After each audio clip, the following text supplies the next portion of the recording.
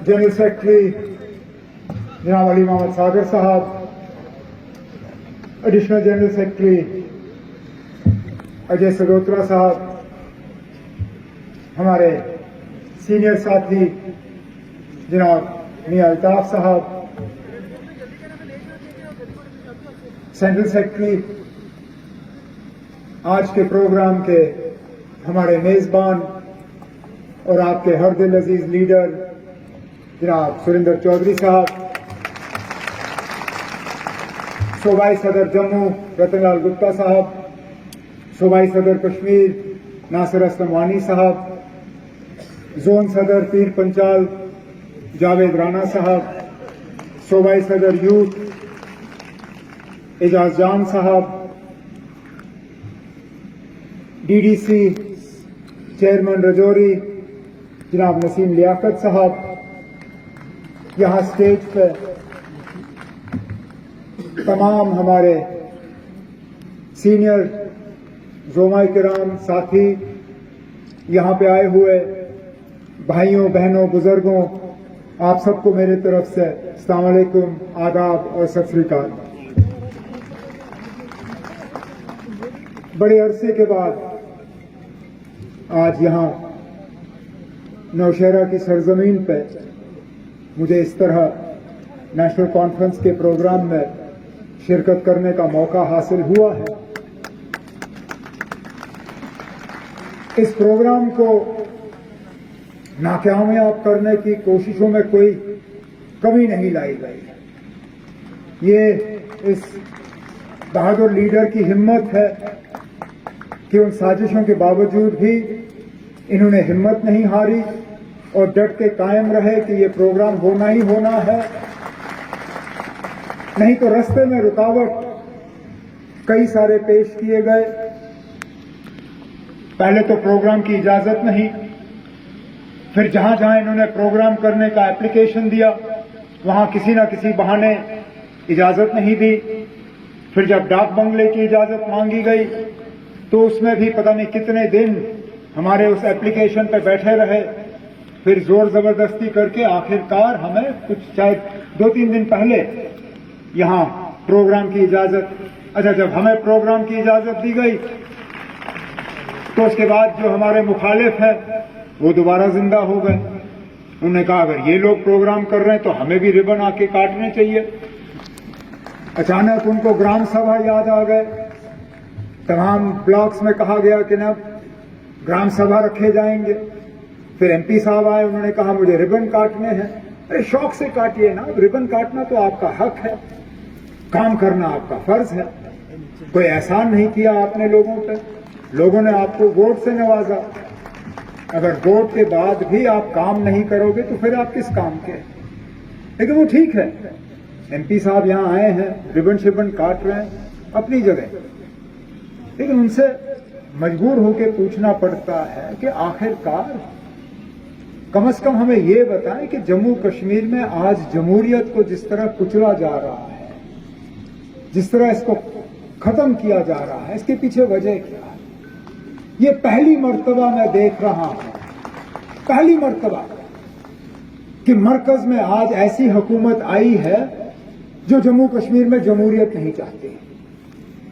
इससे पहले आप जो भी देखें 1990 के बाद, चाहे नरसिम्हा राव हो, चाहे एचडी देवेगौड़ा साहब हो, चाहे आईके गुजराल साहब हो, चाहे वाजपेयी साहब हो, चाहे डॉक्टर मनमोहन सिंह साहब हो, आप जिस भी वजीर आजम का नाम लो, जब कभी जम्मू कश्मीर में हालात खराब हुए उनकी हमेशा कोशिश ये रही कि जम्मू कश्मीर में जमहूरियत, डेमोक्रेसी वो दोबारा कायम होनी चाहिए।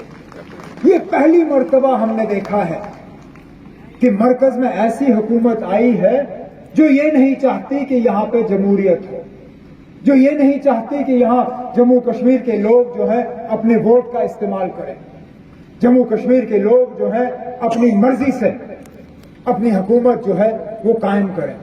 और एक एक करके हर इदारे को जो है कमजोर किया जा रहा है। कल तक तो ये कहते थे कि पंचायतें हैं, अब जनवरी में पंचायतें भी खत्म होंगी। जो आपके अर्बन लोकल बॉडीज, म्यूनसिपैलिटीज हैं, उनको भी एक एक करके खत्म किया हुआ है। जम्मू कश्मीर की असेंबली को खत्म हुए 2018 में खत्म हुआ, आज 23 साल खत्म हो रहा है, जमहूरियत कहीं नहीं। और फिर जैसे सदोत्रा साहब ने कहा, ये लोग दावा करते हैं डबल इंजन। अरे जनाब, डबल इंजन की तब बात हो जब उस डबल इंजन का फायदा यहां के आवाम को पहुंचे। सरकारी मुलाजिम आज परेशान, सरकारी मुलाजिम को अपना जीपी फंड तक नहीं मिलता। जिस जीपी फंड पे हर सरकारी मुलाजिम को उसका हक होता है, जीपी फंड अपनी जगह। डेली वेजर परेशान, वो डेली वेजर जिसको रेगुलराइज करने का तमाम फाइल तैयार करके रखा हुआ था 2014 से पहले, उसकी सर्वे कराई गई थी, नंबर तय हुआ था, डेली वेजर को रेगुलराइज करने का सारा तौर तरीका सब फिट।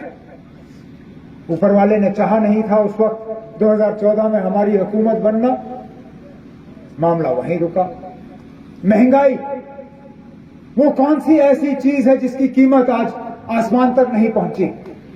मुफ्त के चूल्हे बांटे इन्होंने, कहा कि अब घरों में लकड़ी नहीं जलाई जाएगी, चूल्हे बांटे गए। लेकिन हमारी बहनों को, माओं को ये बताना भूल गए कि चूल्हे के साथ आपको सिलेंडर भी खरीदना होगा, और हर महीने की सिलेंडर की कीमत जो है वो हम चढ़ाते रहेंगे जब तक कि वो सिलेंडर खरीदने के आप काबिल नहीं रहोगे। राशन,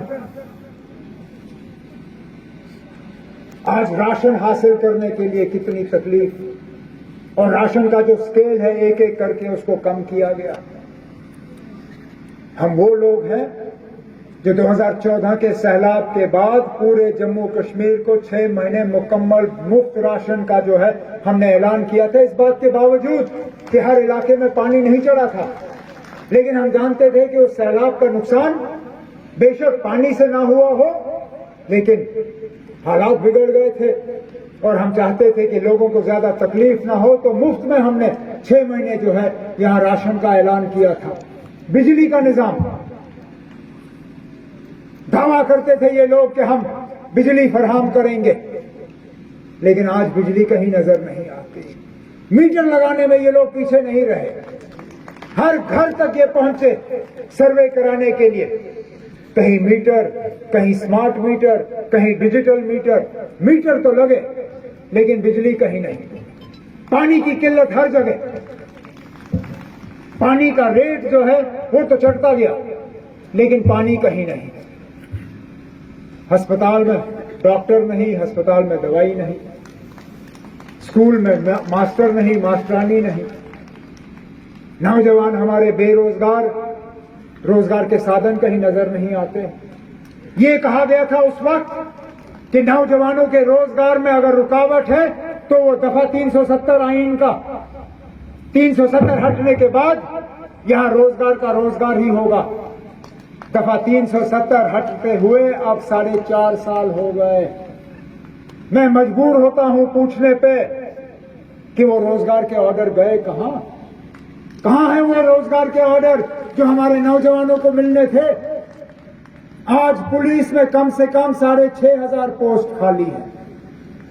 सरकार का कोई महकमा नहीं है जहां पोस्टें खाली नहीं है। फौज में आज भर्ती नहीं हो रही है, सेंट्रल फोर्सेस में आज भर्ती नहीं हो रही है, कहीं पर भी आज मुलाजमत का कैंप नहीं लग रहा है। तो आखिरकार अगर ये डबल इंजन है तो ये डबल इंजन, इसका फायदा किसको पहुंचा? क्योंकि यहां के लोगों को तो उसका फायदा नहीं पहुंचा। अगर यहां के लोगों को उसका फायदा पहुंचा होता तो शायद ही यहां पे कोई कुर्सी भरी होती, लोग अपनी जगह मुतमईन होते, लोग आज एमपी साहब के प्रोग्राम में होते, लोग आज वो क्या कहते हैं ग्राम सभा के प्रोग्राम में होते। हकीकत ये है कि इस हुकूमत ने किसी को फायदा नहीं पहुंचाया और इसलिए आपको अपने वोट का हक नहीं दिया जा रहा है। अफसोस होता है हम जैसे लोगों को, क्योंकि जम्मू कश्मीर में दोबारा जमहूरियत कायम करने के लिए कुर्बानियां इस जमात ने दी। 1996 में, 1996 जब कोई इलेक्शन लड़ने के लिए तैयार नहीं था, तब ये जमात सामने आई नेशनल कॉन्फ्रेंस ने कहा कि हम इलेक्शन लड़ेंगे। उस वक्त पाकिस्तान ने भी इस जमात को खत्म करने की कोई कोशिश जो है बाकी नहीं रखी। कितने सारे हमारे उम्मीदवार, उनको गोलियों का निशाना बनाया गया, उनको बम से उड़ाया गया, उनके घर तहस नहस हुए। मेरे साथी जो यहां स्टेज पे बैठे हैं, चाहे वो सागर साहब हो, मियां अल्ताफ साहब हो, अजय सदोत्रा साहब हो, हमारे एजाज जान साहब के वालिद साहब हो, इन पे कितने हमले हुए 1996 और 96 के बाद, सिर्फ इस वजह कि हमने यहां जम्मू कश्मीर में दोबारा जमहूरियत कायम की। इसलिए अफसोस होता है ये देखते हुए कि आज भी इतने साल बाद हमें जमहूरियत के लिए जिद्दोजहद और लड़ाई करनी पड़ती है। हमें अपना हक मांगना पड़ता है, जिस हक के लिए बाकी रियासतों में उनको जिद्दोजहद करने की जरूरत नहीं पड़ती। अपने वक्त पे इलेक्शन होते हैं।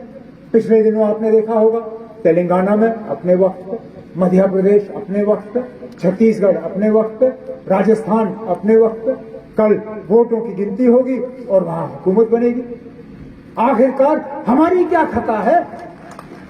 क्या गलती है हमारी?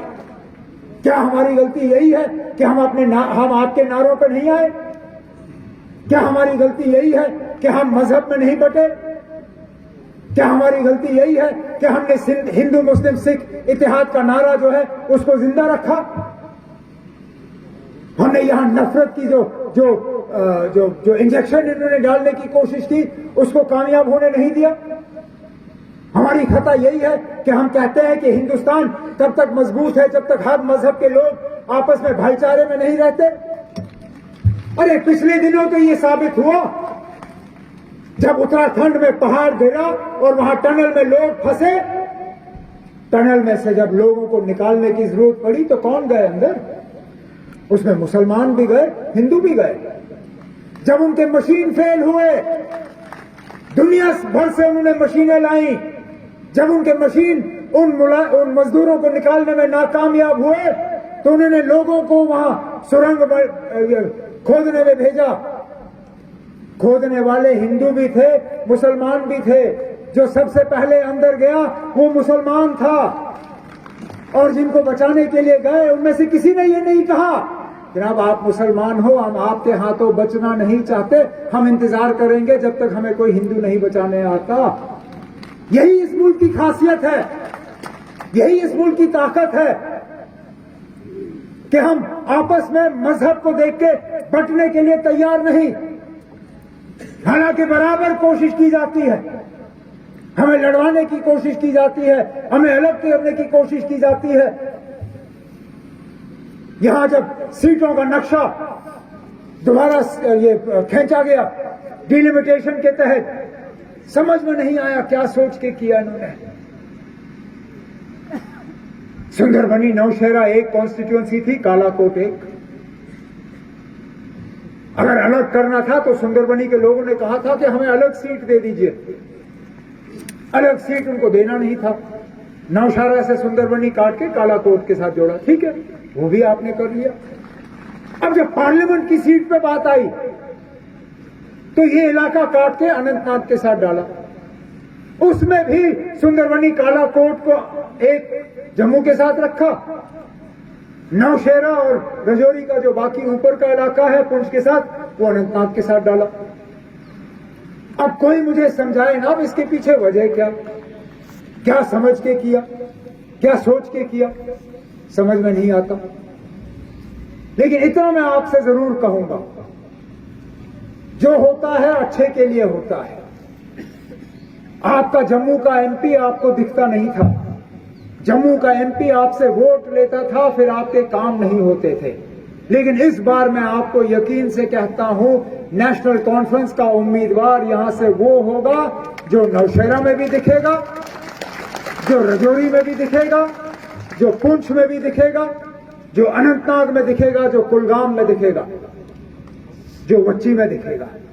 बेहतरीन से बेहतरीन उम्मीदवार नेशनल कॉन्फ्रेंस की तरफ से हम आपके सामने पेश करेंगे, ताकि इस बार जब आप एमपी को वोट दोगे तो नेशनल कॉन्फ्रेंस के एमपी को वोट देके आप यहां से कामयाब करके भेजोगे, ताकि सही मायने में सही मायने में आपकी नुमाइंदगी होगी, सही मायने में आपके जज्बातों की तर्जुमानी होगी, सही मानों में आपके हकूक के लिए लड़ा जाएगा और आपकी आवाज जो है वो बुलंद की जाएगी वहां पे।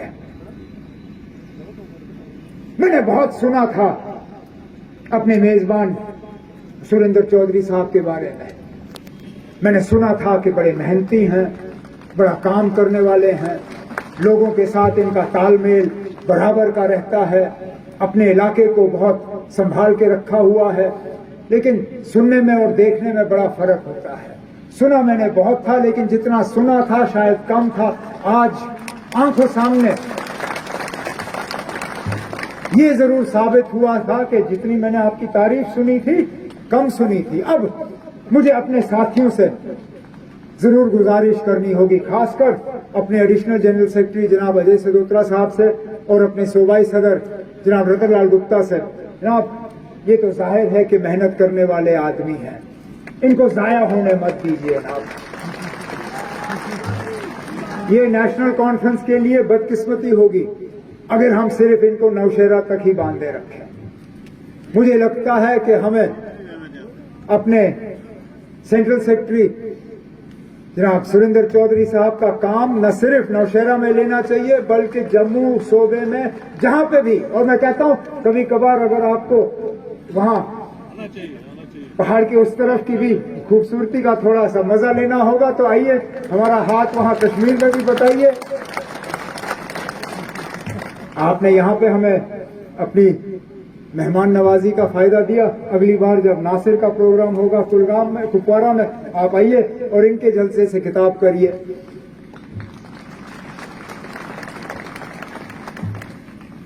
मैं आप लोगों को सिर्फ एक यकीन दिलाना चाहता हूं, क्योंकि काम तो यहां बहुत गिने गए, चाहे वो कॉलेजेस के हिसाब से हो, चाहे बाकी चीजों के हिसाब से हो, करना बहुत कुछ है।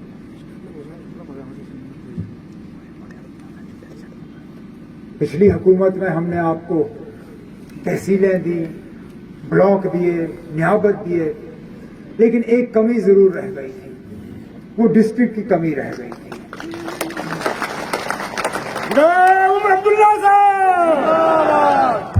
मौका मिलेगा, ऊपर वाले ने चाहा और एमएलए हमारा अपना होगा।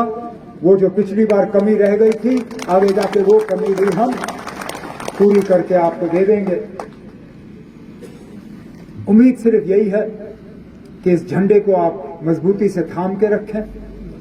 नेशनल कॉन्फ्रेंस के पैगाम जो हैं आप जगह जगह पहुंचाएं, लोगों को ये एहसास दीजिए कि इस मुश्किल दौर में भी हम पीछे नहीं हटे, हमने अपनी आवाज को बेचा नहीं, हमने अपनी जबान पे ताला नहीं लगाया।